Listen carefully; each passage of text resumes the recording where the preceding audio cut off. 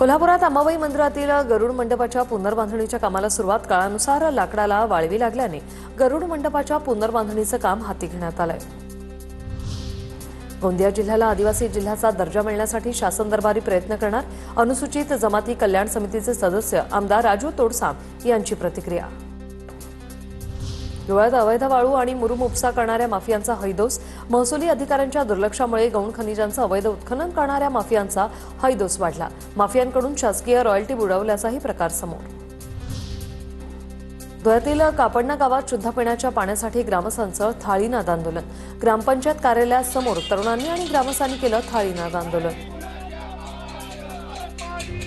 नाशिकच्या सुरगाणा तालुक्यातील आश्रमशाळांची दुरवस्था, गळक्या पडक्या इमारतींमध्ये आदिवासी विद्यार्थी घेतात शिक्षण। शालेय शिक्षण समितीच्या भेटीत धक्कादायक प्रकार समोर। कोल्हापूर महानगरपालिकेतील ड्रेनेज घोटाळ्याचं प्रकरण अधिकाऱ्यांना भोवलं। कनिष्ठ अभियंता प्रज्ञा गायकवाड, बळवंत सूर्यवंशी आणि वरिष्ठ लिपिक जयश्री अंकार यांचं निलंबन। सर्वांची खातेनिहाय चौकशी होणार।